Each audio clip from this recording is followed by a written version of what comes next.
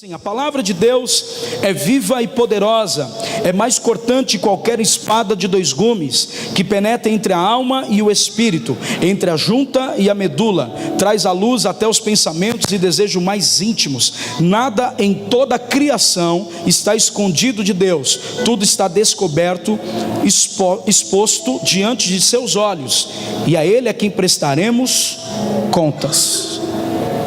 Queridos, o texto que lemos, Hebreus, é a graça explicando a lei. Alguns teólogos defendem essa carta de Hebreus como a graça de Deus falando e explicando tudo o que aconteceu antes de Jesus chegar. O texto que lemos vai incentivar nós a entrar dentro de um parâmetro aonde a gente consegue enxergar como nós estamos lidando com a nossa vida. Geralmente as pessoas entram num culto e falam: poxa, eu estou passando uma dificuldade financeira, não era essa palavra que eu queria ouvir. Eu estou passando uma dificuldade no casamento, enfim, N situações, e eu queria ouvir uma outra coisa. E o meu propósito hoje é exaltar a palavra de Deus no lugar que ela deve ser. Nós estamos vendo muitas traduções, como eu estava falando um pouco antes. Tem Bíblia de tudo quanto é jeito, versões para anotar, para desanotar, facilitando o entendimento, para espalhar boas novas. E quando a gente pega a Bíblia, talvez a primeira sensação que fica é um livro cheio de regras. Eu não consigo entender. Só que a gente não pode olhar a palavra de Deus, a Bíblia Sagrada, como um livro comum. Primeiro, é o livro mais lido no mundo. Segundo, é o livro mais vendido no mundo. E terceiro, ele tem princípios de Deus e não do homem somente. Homens que foram inspirados por Deus. A palavra de Deus aqui, ela nos dá uma ênfase aonde é Deus quem fala nas Escrituras. Ou seja, a palavra de Deus, ela é viva. Muitos de nós somos transformados porque a palavra de Deus foi pregada a nós. A nossa fé se despertou, o comportamento mudou. Paulo vai escrever para Timóteo dizendo que as Escrituras, ela é poderosa para corrigir os nossos erros, acertar onde estamos errando, trazer entendimento, segurança, transformação. Ou seja, o escritor de Hebreus está tentando falar conosco que, primeiro, a palavra, as Escrituras, a Bíblia Sagrada não é um livro morto, que não tem vida, ela é viva. Segunda coisa, o livro também diz a nós que a palavra é poderosa. Ela é mais cortante que qualquer espada de dois gumes e penetra entre a alma e o espírito. A palavra, ela tem o poder de nivelar as nossas motivações. A palavra de Deus, ela tem o poder de olhar para aquilo que estamos a fazer e não fazer, porque ela nos sinaliza o que é certo e o que é errado. Então, quando a gente lê a palavra, você consegue entender que o padrão da medida que Cristo usará no juízo é a sua palavra para nos julgar. O texto vai dizer que nada está escondido diante dos olhos do Senhor. Tudo está às claras, tudo está à mostra, tudo está evidente. E não só isso, o texto também vai dizer que as coisas que estão patentes aos olhos do Senhor, nenhuma criação pode esconder dele. Ou seja, está descoberto, está exposto os olhos. E o texto termina dizendo que nós vamos prestar contas. Sabe o que Deus está dizendo? Ele dá tempo, porque a palavra nos ensina, aqui no verso de número 13, de número 12 ainda, capítulo 4 de Hebreus, na parte C, olha o que diz: ela penetra entre a medula, traz à luz dos pensamentos e os desejos mais íntimos. Ou seja, a palavra, ela nivela. Se nós estamos pensando uma coisa errada, ela nos traz para a originalidade daquilo que é bom e correto a fazer. E se as intenções, as motivações do coração estavam totalmente perturbada, preocupante, ansioso ou ansiosa, ela consegue colocar paz, ela consegue dar refrigério, ela consegue dar destino, direção. Ela traz a paz, porque ela é poderosa, amém, gente? O texto ainda diz e diferencia que o natural do espiritual. Nós precisamos entender o que é natural e o que é espiritual. Assim como os pensamentos são as nossas reflexões, assim as intenções são os nossos desejos. A palavra, ela entra nesse detalhe. Ela consegue alinhar as nossas reflexões, aquilo que nos pega pensando o que está acontecendo na minha vida. Faz uma autoavaliação, queridos. Nós estamos em abril, o ano já está avançando, e quantas coisas falamos que ia fazer e não estamos fazendo. O que significa? Nós estamos sendo colecionadores de sermão, nós estamos ouvindo profecias e mais profecias, e não estamos dando resposta para aquilo que Deus está falando. Esse não é mais o tempo de sentarmos em cadeira, ouvir e não dar uma resposta para Deus. Deus quer usar você, Deus quer restaurar sua casa para ser um exemplo de restauração. quando a gente consegue entender isso com prática, a palavra de Deus, enfim, ela expõe as motivações naturais e a espiritual do coração do crente ou do cristão. Ela começa a falar: esse caminho não é o meu, esse pensamento não vem de mim, esses desejos não partiu do meu espírito em você. A palavra que vai fazer isso. Por exemplo, quando Josué, na transição de liderança, Josué vai assumir a liderança, ele começa a olhar a sua incapacidade de assumir o povo de Israel, e Deus vem com encorajamento, e uma coisa que fica evidente é como ele faria isso. Não é somente fazer, é como fazer. E aí ele vem, Josué capítulo 1, versículo 8: o livro da lei esteja sempre em teus lábios, medite nela de dia e de noite, para que tenhas cuidado de agir conforme tudo que nela está escrito. Deus deixa um princípio claro, que não uma parte da sua boca a palavra dá, porque a boca fala o que o coração está cheio. Se o nosso coração está cheio de Jesus, vamos falar de Jesus. Se o nosso coração está cheio de confusão, nós vamos despertar preocupação, vamos despertar ansiedade, vamos acordar amanhã esperando alguém lá na nossa casa para orar por nós. Mas deixa eu dizer uma coisa: todos os dias a palavra está viva em você. A palavra é Cristo, Cristo mora em você, Cristo morreu e ressuscitou, e Ele está vivo nesse lugar. Nós precisamos voltar com a palavra, nós precisamos voltar a meditar na palavra. A palavra vai te dar uma direção, uma voz, vai falar mais alto do que as vozes alheias da circunstância que caminha na sua vida. Sabe qual é o maior detalhe? Quando as coisas não acontecem no nosso tempo, a gente precisa averiguar uma coisa que o texto de Hebreus nos dá respaldo. O que, pastor? 13. Se eu faço uma obra ou tomo uma atitude, seja qual for, são obras, sejam boas ou ruins, sejam boas ou ruins, a realidade é que no tempo da espera, você tem que se manter fiel à voz de Deus. Você tem que se manter naquilo que Deus falou na última vez com você. E Josué ouve esse encorajamento, Alessandra: deste modo será vitorioso com todas as suas empreitadas e alcançará sucesso. A gente foca no sucesso, mas ele está por último. A gente foca na prosperidade, mas ela está por última. O que nos vai fazer prosperar de dentro para fora não é o quanto eu tenho promessas de Deus na minha vida, mas o quanto os princípios de Deus está transformando eu num homem bom e numa mulher boa. Porque tomar atitudes em tempos onde você não consegue ter direção clara vai acarretar no grande dia do juízo de Deus. Ele está dizendo: se você toma uma atitude que não está na minha palavra, que é viva e eficaz, que discerne todas as coisas e te dá uma direção clara, você vai fazer obras que não são as minhas, e as obras que não são as minhas serão julgadas também. Jesus vai dizer em João 6,63: somente o Espírito da vida, a natureza humana não realiza coisa alguma. As palavras que eu vos disse são Espírito e são vida. Quanto tempo você medita na palavra todos os dias? De 0 a 10. É nítido a preocupação de uns. A gente consegue avaliar isso no aconselhamento ou na visita. Eu consigo ter mais problema com pessoas que não estão meditando na palavra e ensino isso na hora.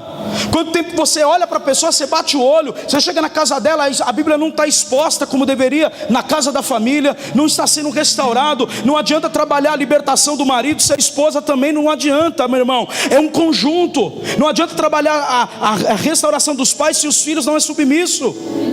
Quem me ouve? A realidade é que a palavra de Jesus, ela tem poder, ela é espiritual e ela dá vida. A expressão aqui que Hebreus usa, expressão nua, ou seja, patente, significa uma completa exposição clara diante de Deus. Não tem como esconder de Deus o que fazemos todos os dias, seja palavras ou atitudes ou pensamento, tudo está à clara. Sabe por que muitas vezes Deus não dá o que nós queremos? Porque a motivação não é correta. Se ela fosse, já tinha cumprido. E quando a motivação do nosso coração não for de Deus, Deus não vai cumprir o que queremos, vai esperar mais tempo. Se Deus der sucesso para você, se Deus te der dinheiro, muito dinheiro, ou quitar sua dívida, você vai embora da igreja. Aliás, o que nos permanece e nos traz aqui todo domingo, eu pergunto para vocês: é o entretenimento? É porque você precisa ir à igreja? Ou porque você é apaixonado pela lei de Deus? O que te traz aqui? Quem me ouve?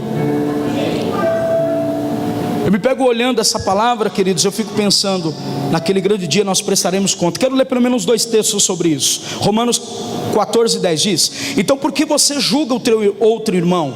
Por que despreza o teu irmão? Lembre-se de que todas as coisas estão nuas e compareceremos diante do tribunal de Deus, pois as escrituras dizem: tão certo como vivo, e diz o Senhor, todo joelho se dobrará para mim, toda língua declarará lealdade a Deus. Assim cada um de nós será responsável por sua vida diante de Deus. Não transfere a responsabilidade de erros, seja da sua casa, seja de quem for. Cada um será julgado pelos seus próprios erros. Nós temos responsabilidade com o nosso pecado. Paulo vai falar isso em Romanos. Então Cristo é responsável, em Gálatas, melhor dizendo, é responsável pelo nosso pecado? Claro que não, nós somos. Mas Ele se fez em nosso lugar para que pudéssemos ser justificados pelo seu sacrifício.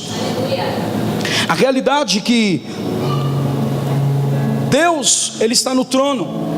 Por que eu preciso pregar isso? Para que a gente tire o nosso coração daquilo que é material toda hora. Se a gente não pregar mensagens como essa, as pessoas vão vir para a igreja só pensando no seu problema diário. E a palavra de Deus, ela é viva, ela é poderosa e ela é eterna. A gente se esquece desse último detalhe. Eu queria abrir um texto que eu não ia usar e me deu agora no meu coração de falar com vocês. Corre lá para 1 Pedro, capítulo de número 1. Vamos ler isso aqui juntos, que é maravilhoso. Capítulo 1, versículo de número 22.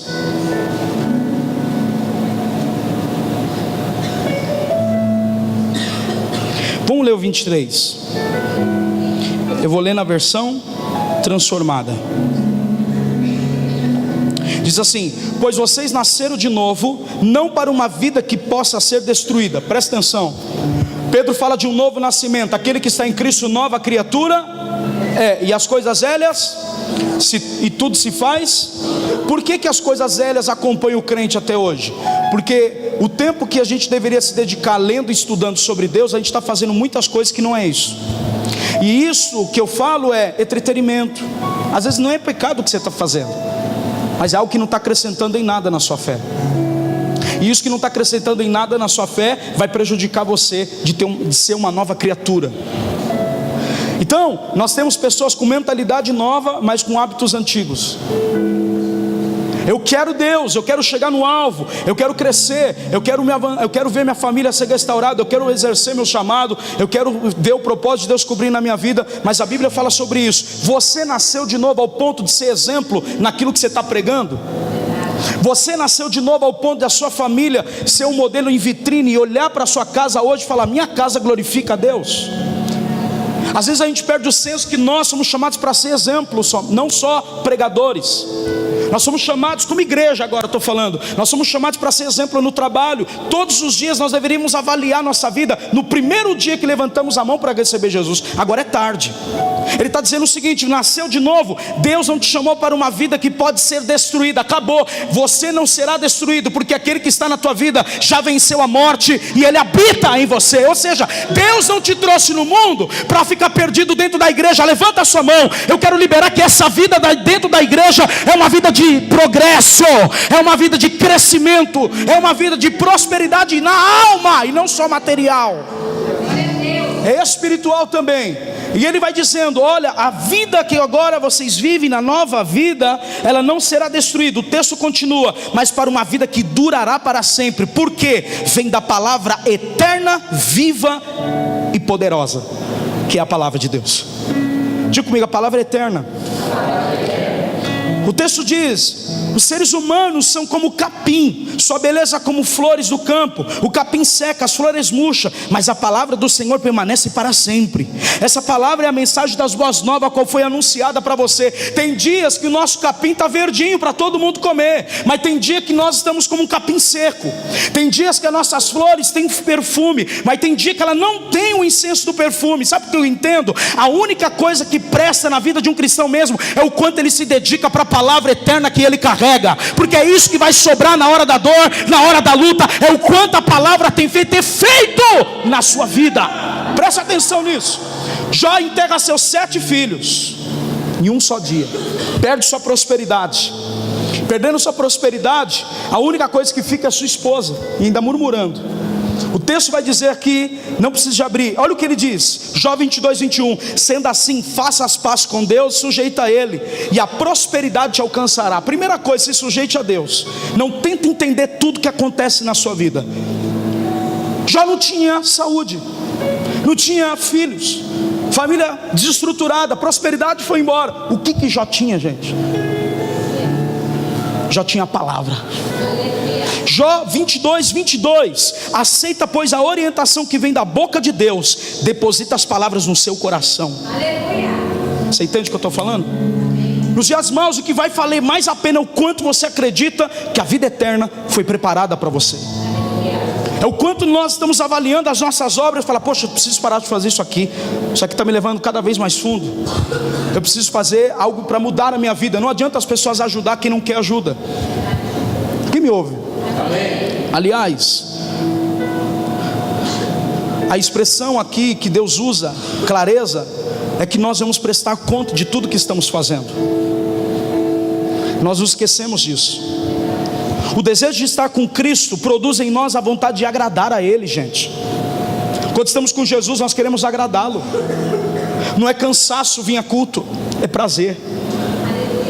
Não deveria olhar para a Bíblia e no livro de regras, como eu estava dizendo, existe Bíblia colorida, existe capa bonita, capa de adolescente, capa de jovem, capa de criança, capa de adulto, Bíblia de diversos tipos, para que possamos então expressar aquilo que carregamos. Nós temos vergonha de andar com a Bíblia na rua, nós temos vergonha de testemunhar nossa fé. A única coisa que fica na vida do crente é a palavra. Passarão céus e terra, mas a minha palavra não há de passar. Quanto tempo a gente medita nela? Quanto tempo a gente gasta lendo ela, buscando nela aquilo que Deus falou verdadeiramente? Abra comigo, hoje é rápido, tá? Já estou terminando. 2 Coríntios 5:10.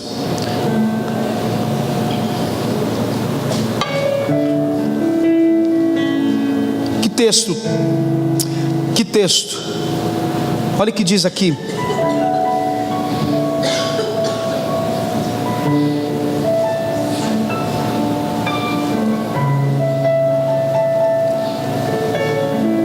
Diz assim: pois todos nós teremos que comparecer diante do tribunal de Cristo, para que cada um receba o que merecer, pelo bem ou pelo mal que tiver feito neste corpo terreno.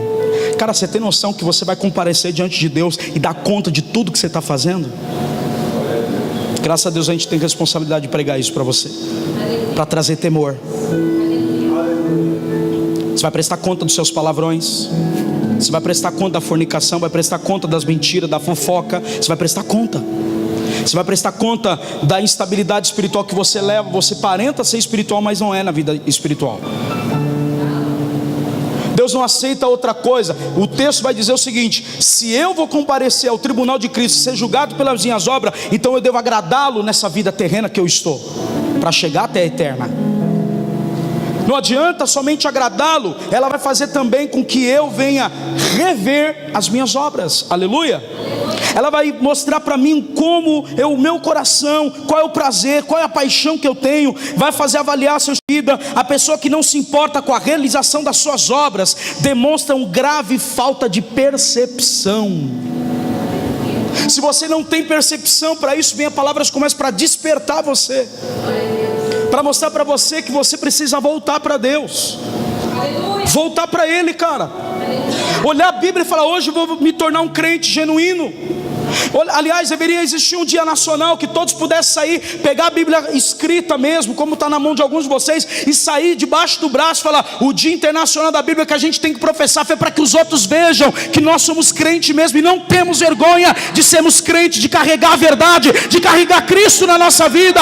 Paulo disse: esse evangelho que eu prego eu não me envergonho, porque é o poder de Deus para a salvação daquele que nele crê. Aleluia. O evangelho é poderoso para mudar a nossa vida. Nós não precisamos dar mais nada para as pessoas, dê Cristo e elas vão ser transformadas. Não precisamos de parafernália alguma. O evangelho sozinho ele salva multidões, sempre foi assim. Abra comigo Esdras 7:10. Vocês estão aí, gente? Tá tudo bem? Olha para a pessoa que está do seu lado e fala assim: ama o pastor, tá tudo bem, ele te ama, tá tranquilo, tá em paz.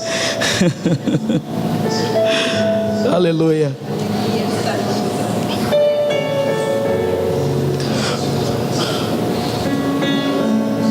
O Filho do Homem não veio buscar e salvar o que estava salvo, veio buscar e salvar o que estava perdido. Quem foi achado pela palavra? A palavra é viva, ela vai transformar você.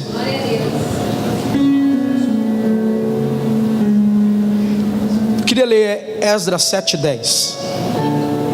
Diz assim: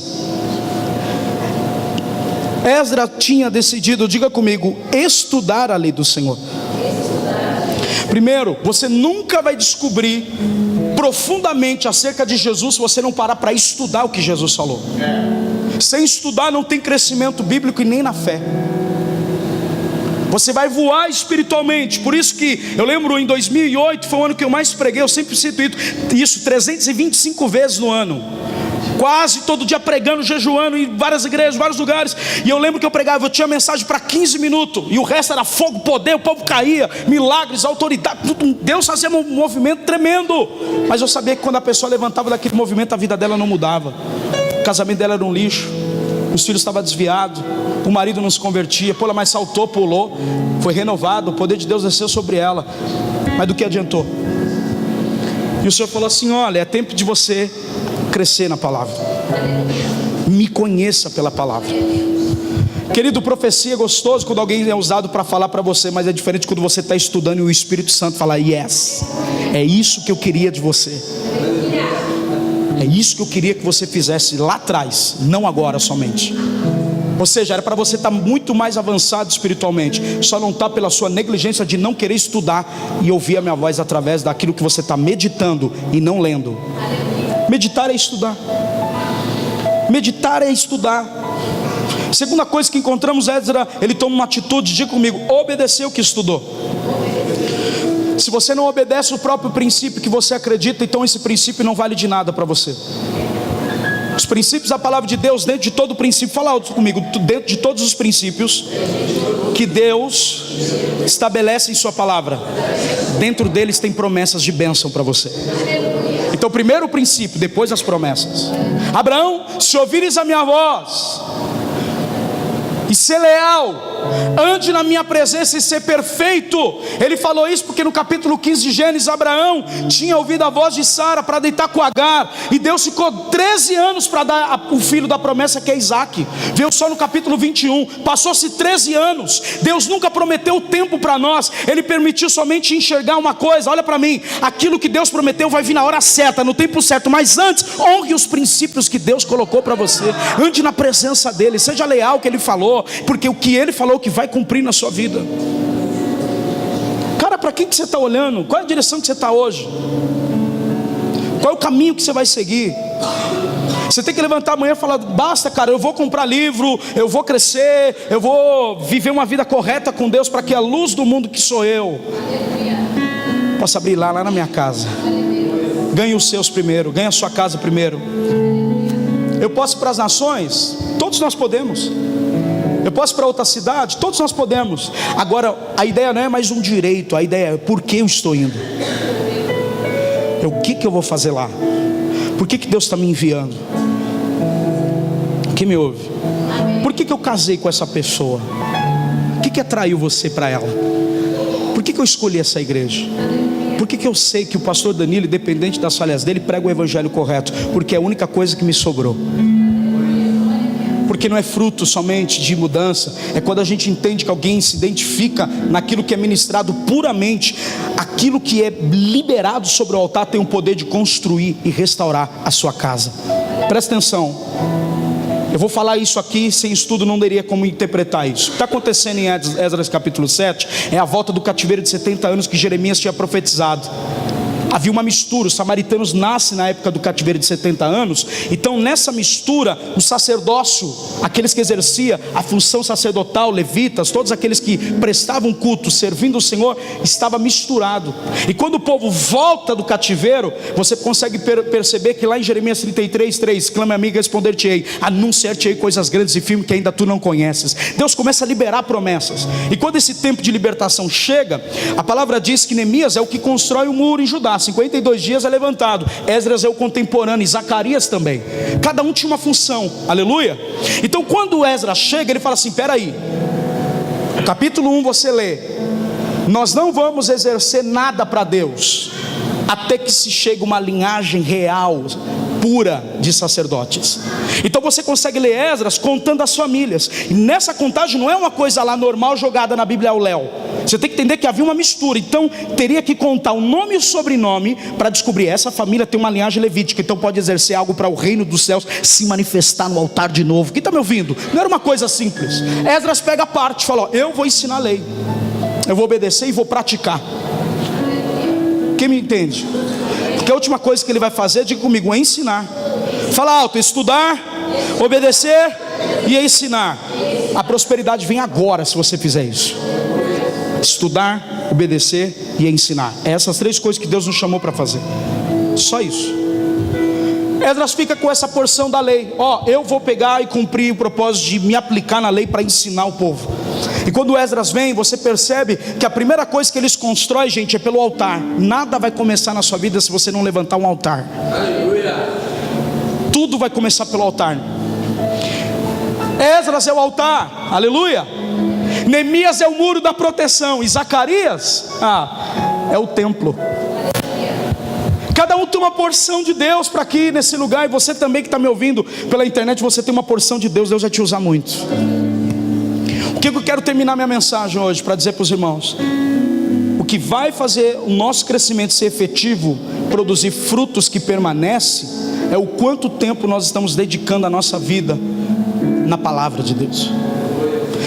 A palavra de Deus não pode ser palavra porque o pastor prega, é porque você medita e estuda ela todos os dias. Nós estamos cansados de viver uma vida com Deus onde os outros falam e eu vou depois conferir. Eu queria ler um outro texto com você. Diga para o seu irmão: a palavra de Deus tem o poder de transformar a sua vida.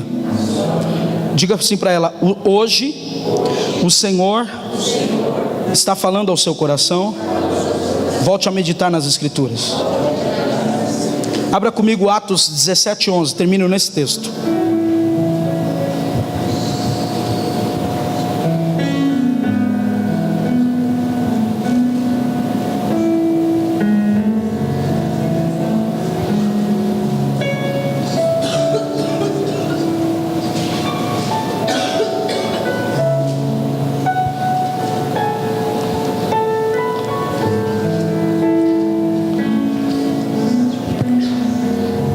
Quem encontrou, diga amém.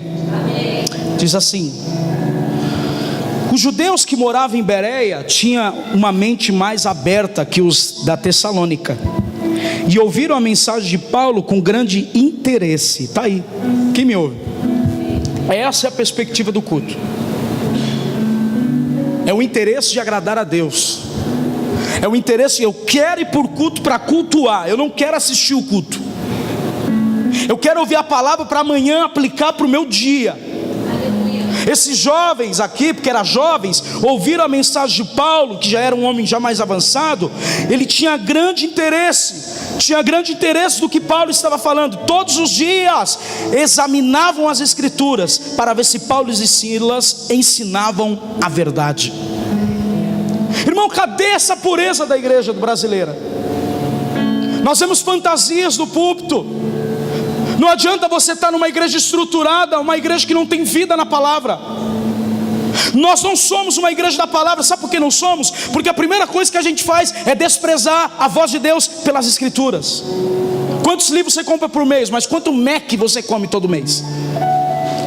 Quanto tempo você gasta no seu cabelo e quanto tempo você gasta de joelho? Uma coisa que o Senhor me ensinou rapidamente na fé foi: dê valor à minha voz. Tem pessoas que querem o anjo aparecer para falar: vai, faz isso. Não vai vir anjo, mas é o Espírito que habita em você falando com você. Deus não vai falar: pare de fumar, pare de beber, pare de fazer sexo fora do casamento, ainda que a Bíblia diz que é errado. Não adianta falar parar, tem que o Espírito convencer. Porque quando o Espírito convence, a pessoa não vai precisar fazer aquilo que falaram, mas ela vai fazer aquilo que o Espírito falou. Aleluia. E quando o Espírito fala, ele convence. Eu não quero, quero agradar a Deus. Quem me ouve? Não adianta Deus quitar as nossas dívidas, a gente voltar a viver uma vida fora com Jesus. Ou seja, o meu pecado foi pago, o sacrifício dele naquela cruz me libertou. Diga comigo, examinavam as Escrituras para ver Paulo e Silas se ensinavam a verdade. Mais um texto, 2 Timóteo 2,19. Desculpa, 3,19 de 2 Timóteo. É nesse que eu termino mesmo.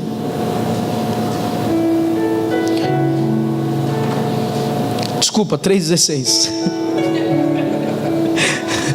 Era só para ver se você estava aí ainda.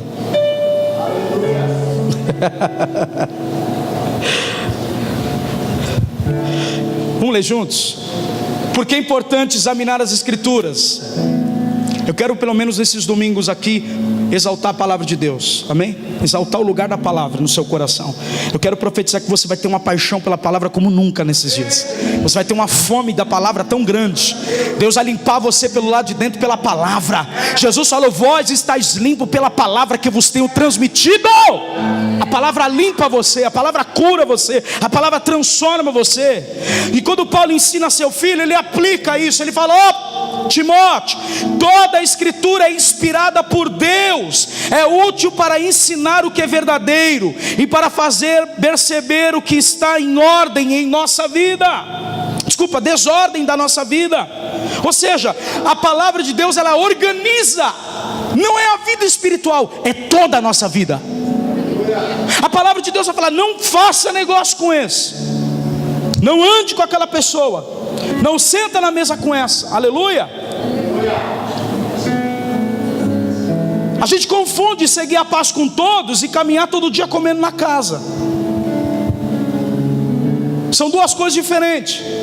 A hospitalidade é uma voluntariedade quando você abre a sua casa para honrar alguém que está chegando. Quando você abre sua casa para sentar alguém na mesa, primeiro que é altar, e segundo porque você quer honrar a Deus com aquela visita. Isso é hospitalidade. Aleluia. Está faltando isso no nosso meio. Libera aí para o seu irmão, fala aí: deixa eu comer a pizza hoje lá. Você vai pagar, irmão? Tá cheio da bufunfa aí, pagamento? Ixi, tô queimando a cantina, né? Não, come na cantina, é melhor. Churrasquinho de 3 contos. A palavra, ela tem um poder, diga comigo, de organizar a minha vida. Ela nos corrige quando erramos, e ela ensina a fazer o que é certo. Gente, o que a gente está buscando?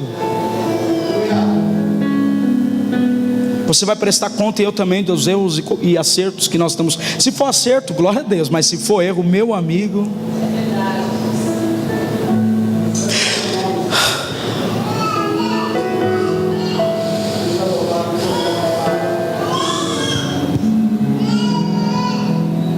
Deus usa para preparar e capacitar seu povo para toda boa obra. Escute, ele não disse líder, ele disse povo. Então, não é uma missão do líder estudar para ensinar a igreja. É uma igreja que estuda para poder ser correção para o mundo, ser luz para o mundo, ter exemplo para poder falar. Quem me ouve, diga amém. É um povo estudando, não é um líder estudando. Por isso que eu falo, nós não somos a igreja da palavra, porque estaria no banco o desejo de ensinar e estudar também. Mas eu profetizo que nós vamos ser a igreja da palavra. Porque não adianta 2 ou 3 amar a palavra, te ensinar, e você não querer ela amanhã. É ela que vai dar o casamento correto, é ela que vai avivar teu espírito, é ela que vai trazer paz, é ela que vai trazer refrigério, é ela que vai trazer a prosperidade, é ela que vai trazer a libertação, é ela que vai trazer a restauração. Não desista da palavra. A palavra traz a restauração de um templo, de um povo, de uma nação. Por isso Abraham Lincoln sempre teve vitórias na guerra, porque ele colocava o Senhor. Teve a última guerra, ele nem lutou com a Grã-Bretanha e todos os países na Segunda Guerra Mundial. Ele orou somente esperando. Por quê? Porque ele fez todo o exército jejuar. Não teve luta, porque a guerra foi vencida no espiritual. Quando você entra na Casa Branca, está lá os 10 mandamentos que um presidente se colocou para estar debaixo da mão de Deus. Olha para cá, você não está na mão de pastor, você não está na mão de ninguém, você está na mão de Deus. Você não está na mão do Ministério Vem de Amor, você não está na mão da sua mãe, do seu pai, do seu marido que te avassala em palavras. Você está na mão de Deus. E é Ele que está preparando esse vaso maravilhoso que você está se tornando, mãe.